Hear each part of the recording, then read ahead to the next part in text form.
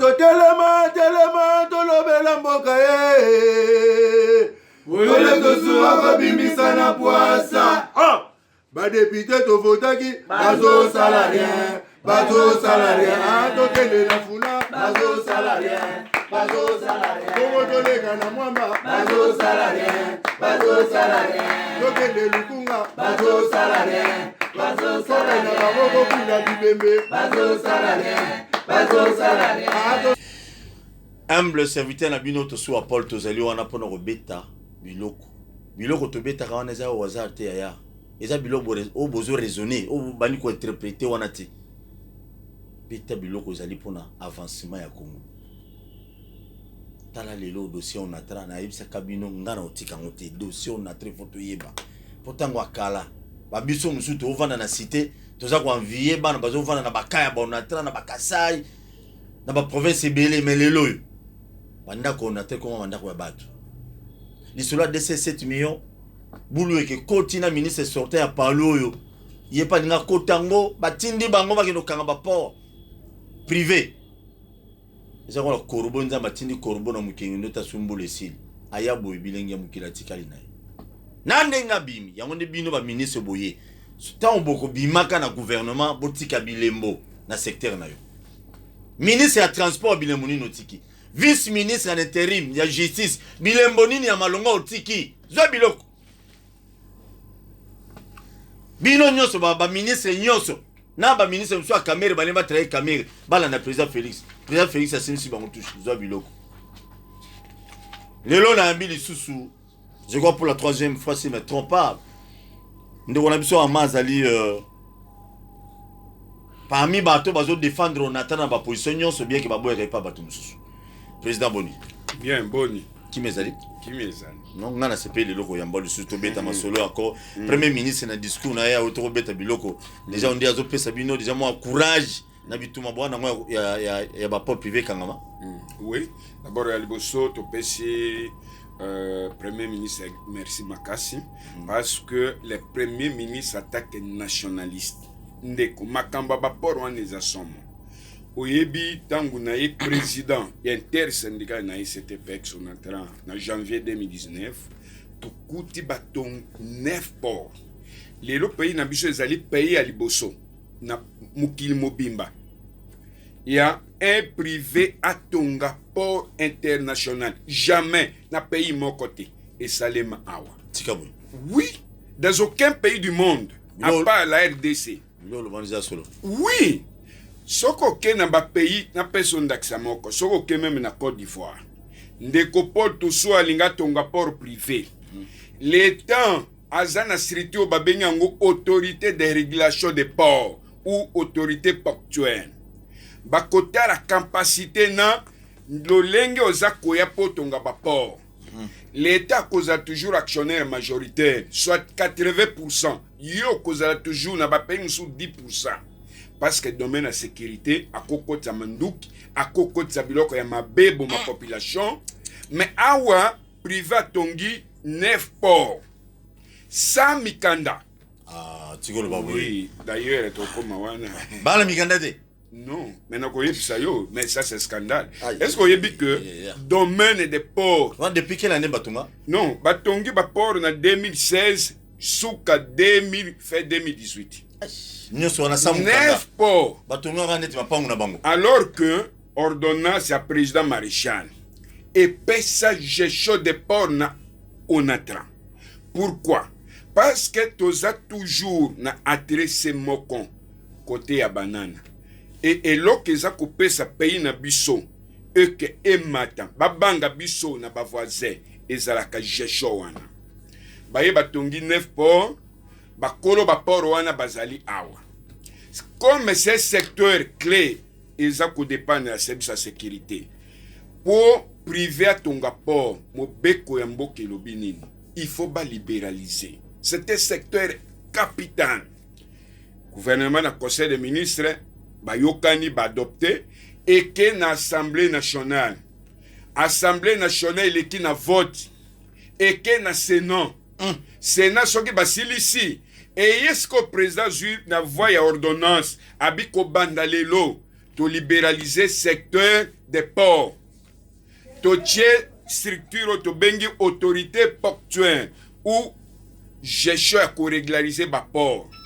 Ndeko toso aye alobinga ngena tonga port babi port na iko zala gérer. Yo l'état actionnaire majoritaire mais yo zali minoritaire. Mais société nationale comme on a train yango nde eza koveiller parce que l'état faza toujours likolo. Namboka nino somona. Mibek ele quand même pas na procédure wana ndeko. Mutala mukana tonga tongi port parce que un ministre a signé par un arrêté. Eza kutuna compétence à ministre c'est le président de la République qui va prendre pas une voie d'ordonnance. Par exemple le secteur des assurances, par exemple le secteur de la télécommunication. Oui, il faut c'est un secteur clé. Les lots oyo 9 ports. Conséquence, Exonatra va batonga ba port en 2016.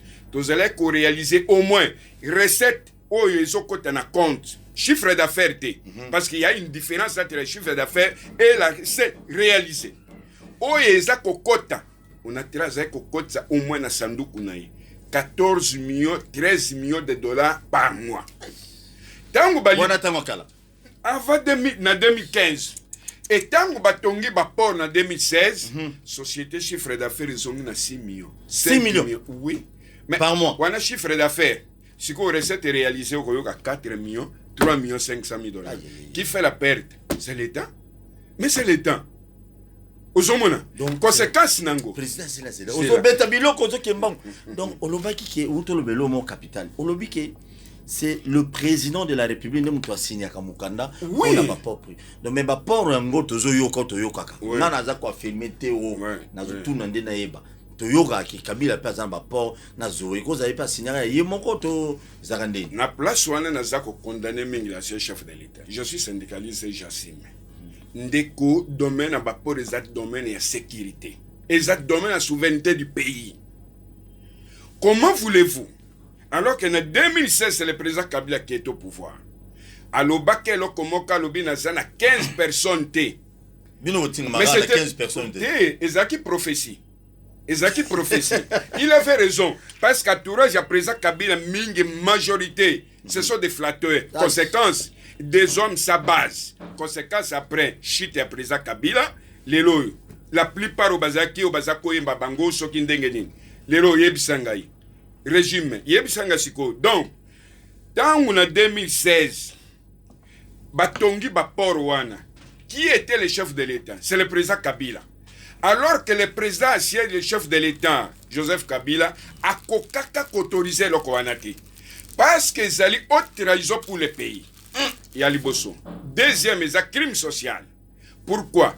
Et causé na ex-onatra. Combien bato bakoufi? Non seulement onatra, ba service est vrai na port, ya onatra. Combien ba perdre bato? C'est un crime social pour le pays. Comment voulez-vous? Oui, compétence, il y a chef de l'État, et ça l'a réduit par un ministre, soit provincial ou un ministre national. Mais ça, c'est quoi? Alors que il fallait l'Assemblée nationale et l'État Sénat, le président a promulgué pas une voie d'ordonnance. Alors, il a libéralisé conformément la proposition de loi adoptée par les deux chambres d'écho. Kobandalilo to libéraliser secteur des ports. C'était secteur ndenga libéraliser quand secteur à télécommunication, secteur des assurances. Ndeko. Bachesque autorité portuaire ou autorité de régulation des ports. Ndeko porto soit aye pour négocier tonga port na ye. Bakota la capacité. D'abord il y a ressources financières. Oya zanango, ba pêcher espace à tongi balubimbo. Port n'a pas la capacité à koyambaka soit des navires ou un navire. Côté à l'État, autant. Et l'État, il faut protéger toujours société nationale. Mais ça les maté. 9 ports. Conséquence, vous voyez que depuis jeudi passé jusqu'à l'Élon, dans le Top Congo, Bazubiso 16 navires, dévier que dans le port privé. Port à l'État, un navire à côté. Conséquence, depuis moi? Depuis jeudi passé. 16 navires écueillis. bato wana baporo bakabila bazoe eke na baporo privé Privé. biso tolobaki ngai eloko wana na kondana président Kabila il fallait pas atika eloko wana eleka parce que entourage na ye ezalaki entourage moko ya baflatteur bato bazwa mbongo bapie pays batonga baimmeuble conséquence nango lelo oyo quel est le souvenir au peuple akoki ko se souvenir c'est le plus mauvais régime oyo ya 18 ans le plus mauvais régime depuis Congo banda Congo depuis Congo epi na ndenge Congo ekotikala ya Congo nayebi te donc combien na moment ba belge qui na régime à Kabila je souhaiterais que to vivre même régime ya Éthiopie que régime passé à 18 ans. Voilà. Wana beti mabe Kabila même asali biso banzela mo mebele bien meyo boyango. Merci. Oyima mo abeto yo. Et ça la peut passer eh président avant na kena mutuno mususu. Est-ce que le président actuel ya mboka na biso akoki ko annuler to ko pesa ba injonction te que no ba pa na pe kanga po to bosa na po mbongo e bano kota na onatra. Yoza songi Betabiloko merci oyebi eloko naza kopesa président Tshisekedi merci parce que ngalere na 2019 comme président intersyndical na benga ba agent ngabi souffrance lelo na kuti soki ba 30 mois d'impayement conséquence nango batongi 9 ports conséquence nango recette oh, il fallait côté na sanduku à l'État et permettre ba futa bino ezoke na ba port privé. To comme le chef de l'État, yo témoin, tout ça qu'on dénoncer ngo, le président Tshisekedi saisi. Fachi Beto. Oui, et là na pesi merci na honorable président Franck Diongo parce que yé mutaidanga mingi na démarche. Na même baja onatra na bureau ya doléance na ye na Kasavubu, totalise tolobi, seul mutoko debiso lelo, to kutana Fachi Beto au moyo. Voici situation zolek. D'ailleurs, ezali ko pesa pasi et puis sécurité à pays. Peut-être batwaza pembe na chef de l'État bazoé des chefs de l'État te. Tangu total ici biloko wana nyos les présidents les directeurs de cabinet chef de l'État iko yamba biso. Na talisi bango tozio ordonnance. O epesi on a tra pouvoir ya ko contrôler ba port ko banda matel jusqu'à l'océan. Et jusqu'à preuve du contraire, ordonnance Waneza abrogé. Ce qui fait que tous les ports au Batongi sont illégaux. Deuxième chose, il faut que kanga ba propriétaire ya ba port wana nyoso. Wana ndo BBC. Président de la République aussitôt aussitôt saisi na question wana de côté kozwa des grandes victoires. Ya liboso. Lors ya 46e réunion du Conseil des ministres, le président de la République dossier débattu dans le conseil, les conseils des ministres, non, tous les ports sont illégaux. Tout il faut bakanga. Et ça, port, batongi en violation, parce que violer toute une ordonnance. Tu l'as bien mis balé. Tant que pesi ministre de la justice, ministre de transport, pouvoir, il y a kokanga port wana, alors que vice-ministre de la justice, il dépêche, ministre de transport, Didier Manzenga, Palou, FCC, les Rwanda. Mais ndeko mbala liboso de et c'est le premier fois nanga na mona na pays na biso les décisions conseil des ministres présidées par les chefs de l'État des membres du gouvernement baboya ko appliquer non vice-ministre PP nani IDPS a boy koto ça Didier Mazenga ya Palou mais comment les chefs de l'État n'est pas n'importe qui c'est une institution mais cause à la benga bango pe na kuzo bino go zembo kangate non les décisions du Conseil des ministres sont d'office applicables par les ministres, chacun ce qui les concerne. Bah charger bango, transport, justice. Il y a justice, c'est pourquoi. Bah kanga ba propriétaire ba port wana du fait que ba violer ordonnance. Oui. Deuxième, transport parce que c'est lui le patron. Ngai na kene comme le ministre Didier Manzenga.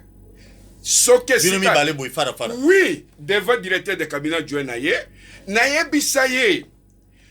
Excellence, décision et conseil des ministres s'engage la nation.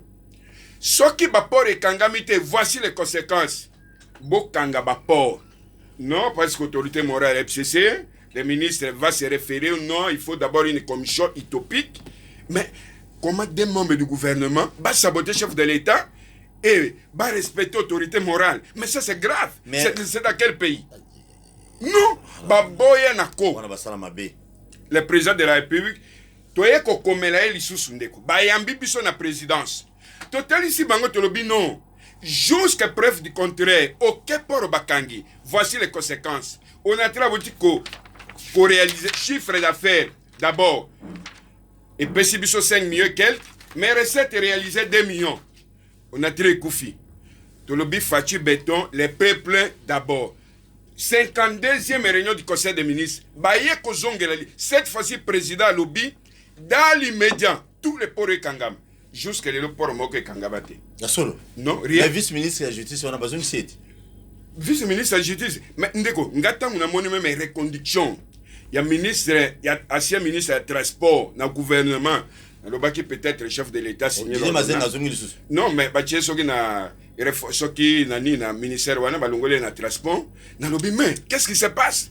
Moutou est aussi chef de l'État. Mais ça c'est quoi? Nous sommes dans quel pays? Le président de la République a n'importe quitté. Quels que soient les accords politiques, l'autorité du chef de l'État doit être respectée. Oui, donc, des grandes décisions du Conseil des ministres, Baboya Koto Sayango. Bravo avec le premier ministre Samalou Konde. Les Lomokili Mobimba, Monique combat. Il y a Armand Oyo, Kombe Longwe Ndenge, Bazakolo Bakenga Nazaiko s'acharner contre les membres du gouvernement, mais c'est la nation et le premier ministre devant les députés. À l'objet du programme du gouvernement, Bakanga Bapor Nyoso, illégaux. Très bien. Et ça peut être pour les temps. Et comme ce qu'on a fait de la nation. Très bien. Pour la fierté, et tout ça, le premier ministre a qu'il était tous les ports de Kangama. Très bien. Voilà. Merci beaucoup, papa. On se fait Kangama, tous les Sengapi. N'a pas que ça chané contre Moutouté. A soulever le comment ya Moutoua IDPS. Na Moutouya Palou, il y a FCC. Sous l'autorité morale, il y a Kabila à l'époque. Vous ne pouvez pas travailler au gérer l'État. Moi, je gestionnaire le bien de l'État. Toi, faire à l'État, beaucoup dépend de vos décisions pour l'autorité morale. Voilà ce qu'on manque à gagner. Et on est dans un senga na bakonzi ya IDPS. Ceux qui ministres na bino sali mabe boza l'exemple bino mo benga na bolongola déjà. Oui. Bolongola déjà. Parce que tozo yoka. Président Jean-Marc Kaboun nazana nga problème na oti. Ni na mutu moko mais nazo senga ndeki no to respecter mémoire papa Tshisekedi. Oui. Ceux qui ba ministre ba membre na bino et IDPS bazo sala bien te bo benga na bango na mémoire pour na ko honorer papa Tshisekedi. Bokanga na biso ba téléphone wana ko ozo déranger biso. Bo benga na bango. Awa lobby bo ki président Armand Otoloba dossier vice-ministre de la justice. Ouais. Na RVA kuna il semblerait que le DGA ya RVA buluye kizakuna. Bazala nyongo na banki mususu nanu ba futite balema kino defambo mususu. Bomona wapi? Gestion te bono finga ba FCC yangoyo. Comme ba membre ya comité de gestion ba boy allez. Et comme ko bano kangisa ba tuna CC to kangisa. Papa, oye na RVA lelo aussi ça ba tunyo so kangisa na RVA. O tika RVA wana. RVA ezalo pango IDPS TO. Maman Marthe. Ba kondignos ya IDPS bokota. Il semblerait que nous quoi acquiser ba FCC baza ko nono bango ba compétent ba lingi boité. OK, yo moko ndo zali à la base ya buluiki. Ndeko na ngai. Pour nos profonds ya banana, to kumi nango wapilelo. Biso merci ndeko porte soi. Totalisa to komela chef de l'État mbalebele. Naza siloza kolanda mingi na ba réseaux sociaux. Interview ya président avec président Yum. Aza atalisi alobi mindele bayaka mingi na ba projet. Surtout bato ya Banque mondiale. Bakoyebisa bino to sala boye, soki bosali boye boko bima boye. Soki ba pesi gestion pour nos profonde na privé eza côté KPI. Nakoyebisa elo komoko. Lelo 9 ports. Combien de manque à gagner? Lelo pays eza dans un état de sécurité. Pour ba port international eza maboka ba privé. Tout peut arriver à tout moment. Nous disons non. Ordonnance et si on a tiré gestion ba port. Le port à nos profondes, ba pesa gestion nango na onatan. Privé ba tchaka isima. À la deuxième place. Combien des entreprises privées, les autres secteurs miniers, presque privé. L'État a perdu des millions. Milliards d'ailleurs, l'anda rapport à l'Uzolo Bambi. L'anda présidé à FEC, Makambo à Talissi. Et ça qu'on la bateau mémoire. Nous disons non. Mais on fait qu'on appelle ça bateau. Les sont payés par 200 millions. Balande les loyums. Bon, voilà, je dis ça. Non. Elle a lobby, Azan a raison. Azan a raison, mais les man, à l'Obaki, on a un moment Kabila. Mais non, mais que les plus mauvais régimes, peut-être, il y a Souka, tout souhaité que Zonga, et là qui régime passé. Non, personne d'accent. Tant que Bassali libéralisation, réforme à l'entreprise publique, Mouzito, Premier ministre, Mabundo, Baoto Bengane, na Parlement, ministre à portefeuille. Bengane Mabunda. Mais Azaki président de l'Assemblée nationale pour les compétences. Mais oui, Bengana Keko Bengana CP là. Départ à Mabunda na Parlement na CP là. On met la champagne. T'es na sopa poudre. Parce que moi je suis en cause abisso tort grave. Les réformes, privatisation, maka gagné, faillite à l'entreprise. Bato ako justifié zalié na si premier ministre Mouzito. Parce que Bangonde Yazaki na premier ministre na primature, c'est lui qui était le premier ministre. Mabunda, ministre à portefeuille, j'étais encore à Sota, président de la délégation syndicale de la SONAS nationale. Ndeko, totalisa mango ke pays na biso to kokina nute pour na gestion ba réforme. Conséquence nango na veille ya privatisation et réforme à l'entreprise et son entrée bazaki na zéro arrière. Les sociétés en a combien? Au-delà même de 33. Conséquence, son installe la souffrance. Ken yomoko auto le banner RVA. Gestion pacte, intimidation. Kende na régie des eaux awa. Tala national couré zate j'ai camine SNCC. Mais ça c'est scandale. Beta bilo. Oui, c'est pour vous dire que Beta papa. oui, gestion pour un eau profonde. Toza kota di sa présent Tshisekedi. Ba collaborateur na eba induri chef de l'état nerete. Ce qui va collaborateur Kabila ba kumela Kabila nga bulwe. Oui. Entre autour baba mabunda na ba musito. Oui, yo quand c'est présent Kabila soit kayete. Peut-être likambo soit kaye na mutema azalaki mal entouré. Toza batundeko. Soko zaki mal entouré échec na yo. Ba collaborateur. Oyebi mutema swaka tango vandi yo moko sali bila na yo. Ezalaka mingi kozongela yo. A osalaki mabe, voici les conséquences. Deuxième chose, toza kotal sa président Tshisekedi. Faut pas qu'entourage à chef de l'État, le président Tshisekedi, bazala comme entourage et ancien chef de l'État président Kabila. Oh bazaki mingi ba flatteur. Comment voulez-vous présidence de la République ezali structure et liboso ya pays. Les chefs de l'État aussitôt informés, saisis par un dossier, ndeko, il faut qu'on réponde. Je garde de très mauvais souvenirs. Je suis président de la délégation syndicale nationale à Sotan. Tu combien le chef de l'État? Tu as le conséquence. Oui, ce qui va libéraliser le secteur et SONAS et causer d'abord un paiement, marque à gagner et l'État congolais fuit à bas capitaux. Tu as déposé lettre na Utikobima, na commune affaires étrangères, non?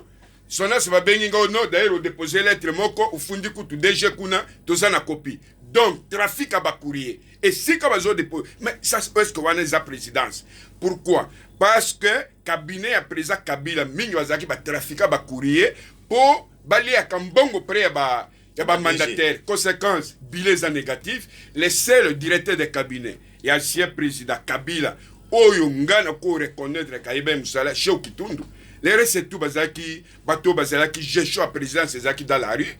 Conséquence, dans le niveau pays, les boulons et que le président Tshisekedi, faut pas que ba entourage naie ba même système où ezalaki na chez régime parce que pays zo qui na liboulelo passe tous les secteurs.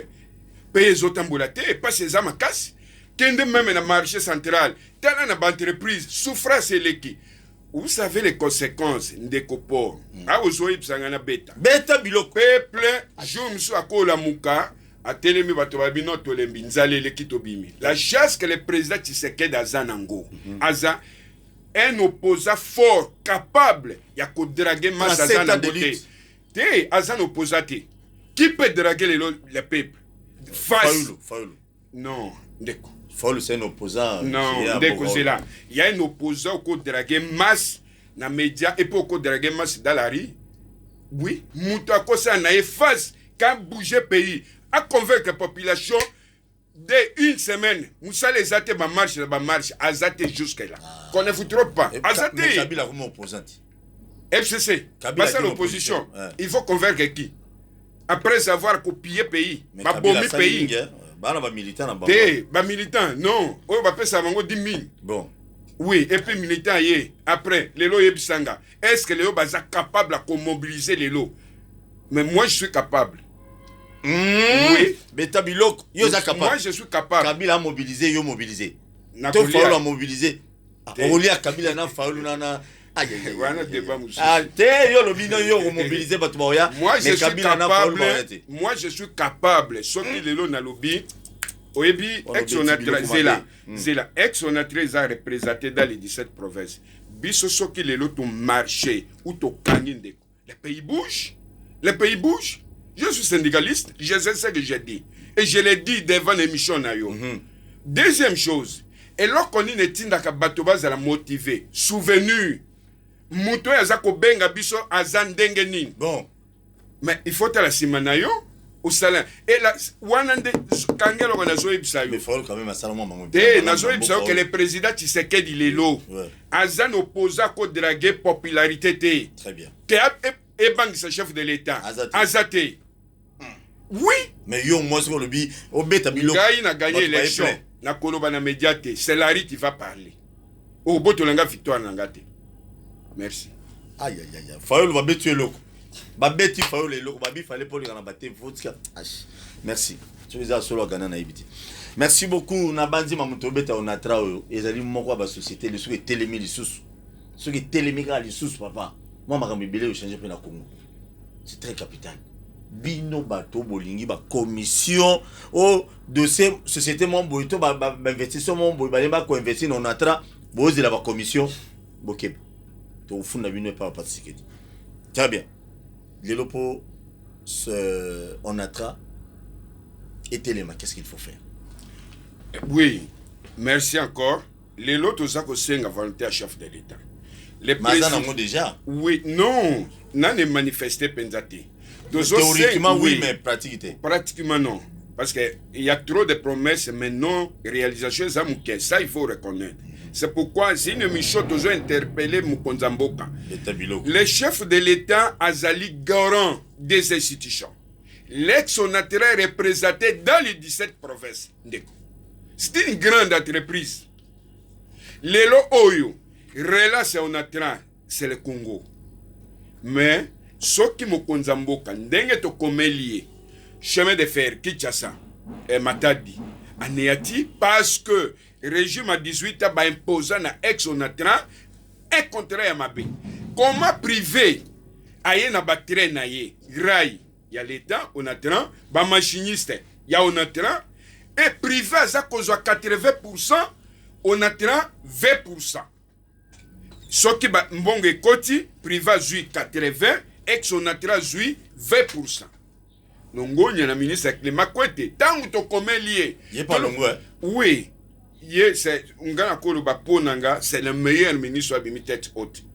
Atindi a sengi chef na conseil supérieur du portefeuille audit ezakuna ba auditer. Voilà un nationaliste ndeko. To komeli chef de l'État. To lobi non. Dans la makambo eza koleka na ex-onatra soki ofungoli misute conséquence nango toujours payer zokende na libulu ndeko. Mais oyebi tozana dossier za na mesa na présidence pona nyongo na bison et ko senga kitis ya présidence. Voilà. Donc relance on attend to sengi d'abord relance à chemin de fer.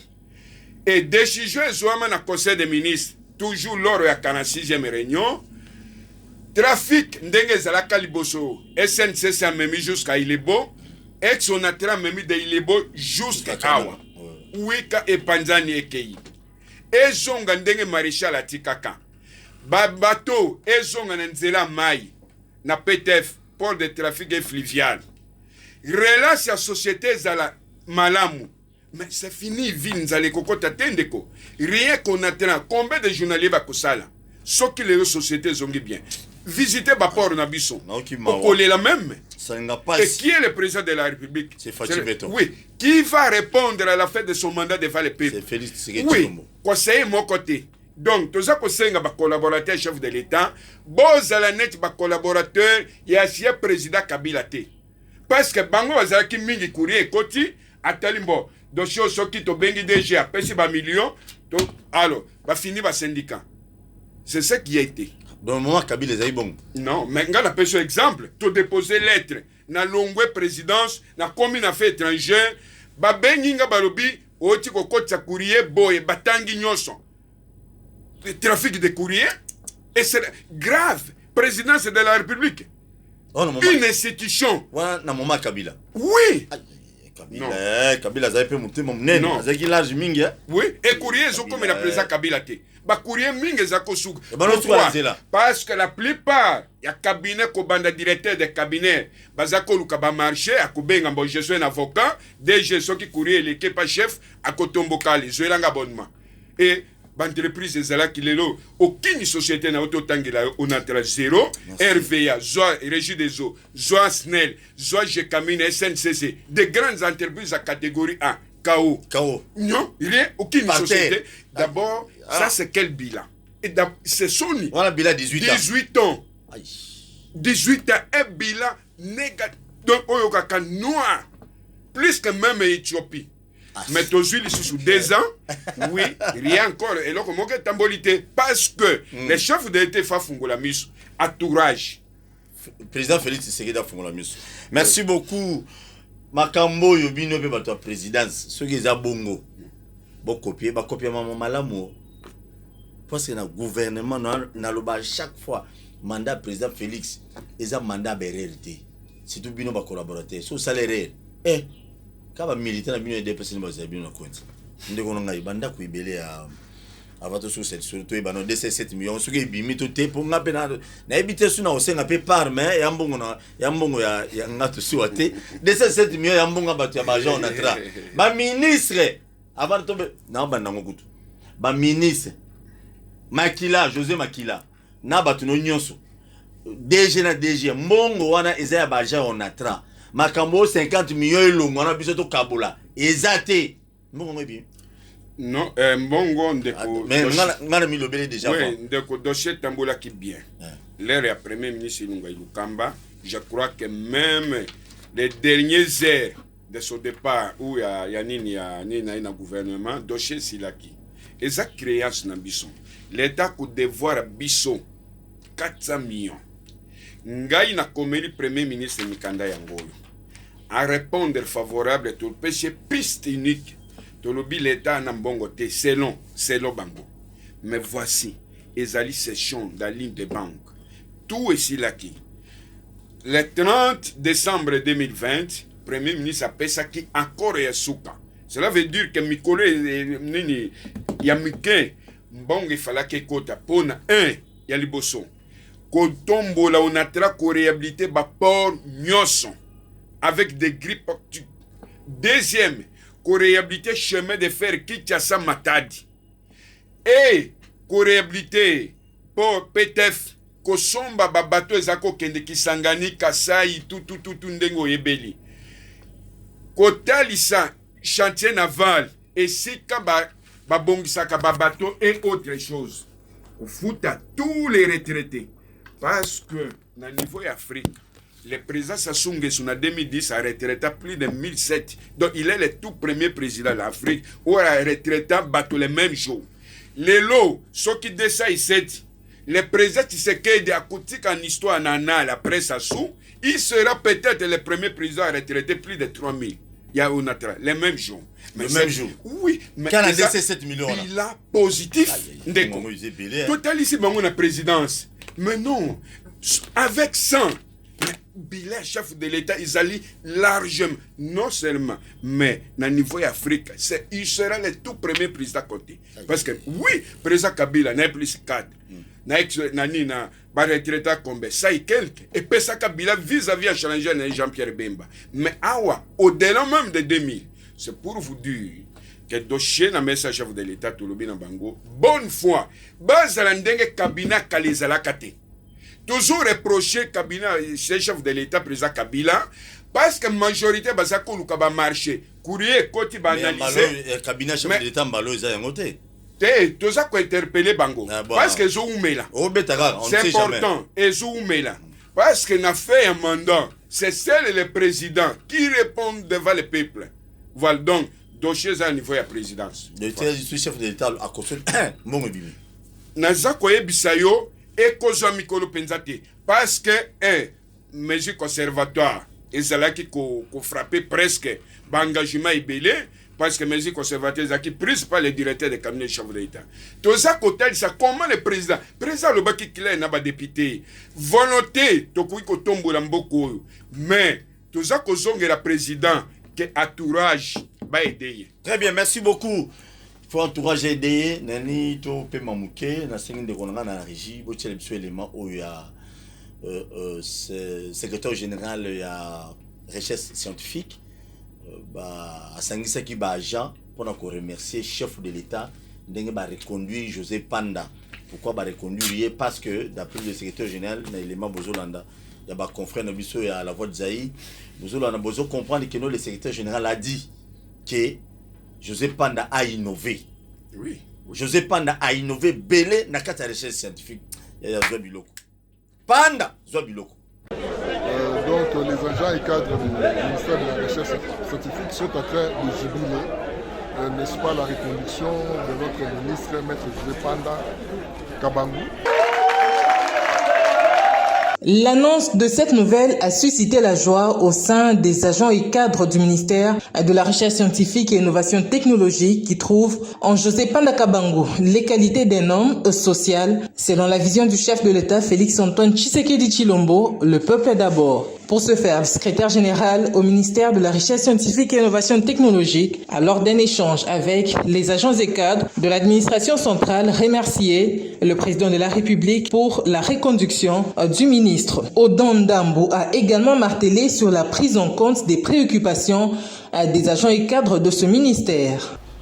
Je vous ai promis que nous devons rentrer à ce lieu pour donner la suite aux préoccupations de nos agents et cadres. Raison pour laquelle nous nous retrouvons encore aujourd'hui pour présenter des solutions que nous avons pu trouver pour les préoccupations que vous avez posées la fois passée. Les innovations faites par José Panda Kabangu à la tête de ce ministère ne sont pas à démontrer, à indiquer le personnel de ce ministère. Moi qui vous parle, j'ai plus de 20 ans ici. Nous avons connu plusieurs ministres de ces ministères, mais de pareils, on n'a presque pas connu. Il nous fait pas mal d'innovations et la preuve la plus éloquente, au moins il est le ministre qui a donné plus de visibilité de ce ministère ici pendant son règne. Nous le félicitons, nous l'encourageons et nous demandons de faire davantage. Nous savons qu'il le fait par nature et nous le remercions infiniment. Nous avons ici. Vous avez déjà entamé des projets de grandes envergures. Et Dieu merci, comme on l'a reconduit, donc ces projets-là ne resteront pas inachevés.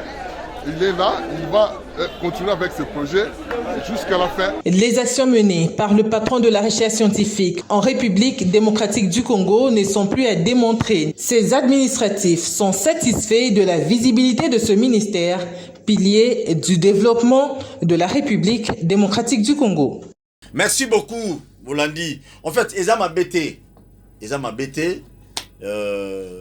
Ingelo Bate qui est notre secrétaire général, commis sur complice non.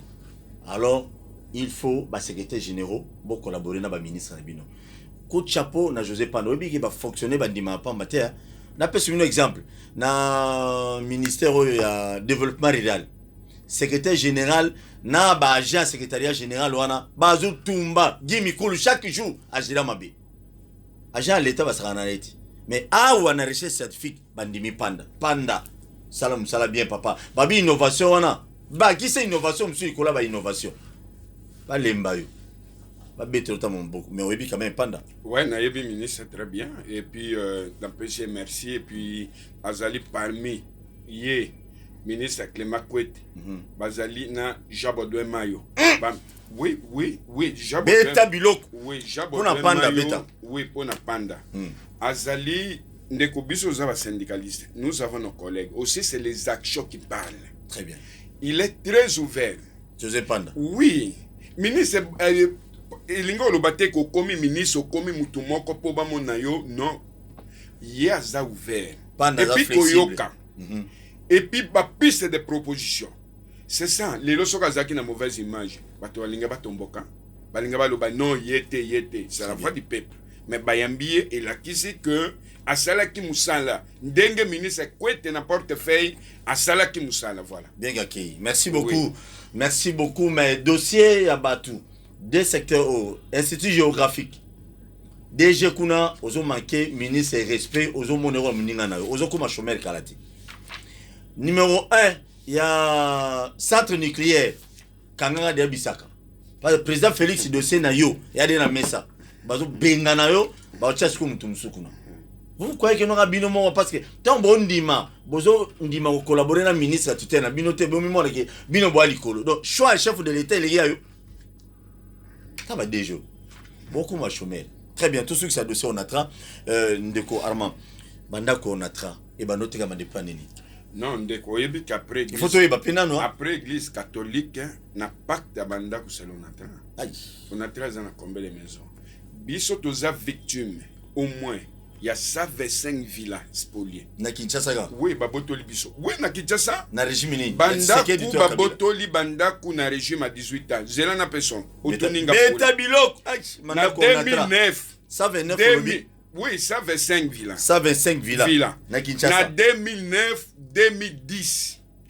Parce que faiblesse. Il y a bureau, il y a délégation syndicale qui est faible. Interlocuteur valable, il y a qu'on convaincre, il y a qu'on non. Parce que tant qu'on a face, il y a un ministre, il faut un argument, il faut monter ça là. Aussi, masse. Mais, oui, il y a un biso, bandak, na 2009, 2010, de bandak webeleke. En ce temps, il y a qui na sonas, il y a qui na mute. Mais, conséquence nango. Soko ke presse de Liège a complicité avec Baja Onatra. Ba directeur musu bavana na banda kwana. Comment mutalongo ere ake retraite a kanginda kwa société a botoli susu villa musu abando tonga immeuble. Mais ça c'est de quel mais ça les makawapi tout na Congo. Ton même dossier ndeko. To pesa yango acquis de droit l'état propriétaire. Tala banda kundenge babotoli. Est-ce que yo zoyeba que même la résidence à premier ministre c'est banda kuna biso. Résidence aux la route à Kota Momolangi wala. Oui, et ça banda kuna ta. Est-ce que yo yebi que prix concession même ya primature. Et ça mais l'état zoyango problème exact. Mais qu'est-ce qui va arriver? Mais ce individu bazwinde mabe. Mais individu ba botoli na ko. Un membre moko de ya régime a botola biso civil na limité. Bandela. Quoi? Beta biloko bien papa. Na limité résidentiel ton indiciel. Non, na limité résidentiel. Ba botola biso civil. Ya on attra. Oui. Parce que Zaki on a Kabila tebo. Non, mais na régime na ye. Batuna ye yete. Oui, batuna ye. Kabila. Na koye bisayo ke ba villa wana ba botoli 2009, 2010 qui était le président? C'est le président Kabila et sous régime na ye. Bon, bilon monsieur peut bando les cahiers peut bando y battre. Mais c'est parce la 15 mais c'est parce que ndenge na uti koye bisayo que cabinet ya chef de l'état zalaki mingi na madusu tango ba courrier biso tango tozo inocé ezo komela yete. Mais na place wana ezalaki faiblesse makasi ya compter ya bureau de délégation syndicale parce que le rôle du syndicat est à conveiller à protection na situation entreprise. Je vous donne un exemple. Quand on est en 2019, Badocha Baport, tout le monde est l'homme qui m'a mis Baport privé. Tant on a télémi attaque commandant, de bon, j'ai le courage, na télémi na dénoncé. Conséquence, les commis dossier à nation. Deuxième chose, tant on a tonga port ou terrail, to bêta au moins 12 grandes assemblées générales. Tout le ban, Fatia ou Kelabisson. Babino, ceux qui botongi port ou terrail, Mata de Koufi. Ba navire côté le manapote noir et bando yasko nanzela yani ya route. Diko souveraineté pays botek. Un syndicaliste. De tangu dossier ya ba train na écouté les mélanges. Les autres ont dossier, il n'y a pas peur. Et c'est ça. Et sous mon mandat, d'abord, le Kobanano Ndeko. Mais Ngaza Koye, et sous ça les réalités. Bon. Non. Beta Bilo. 125 villas. Alors, bah, villa, on a. 18 dossiers. Pour soumettre, oui. L'actuel Premier ministre a saisi.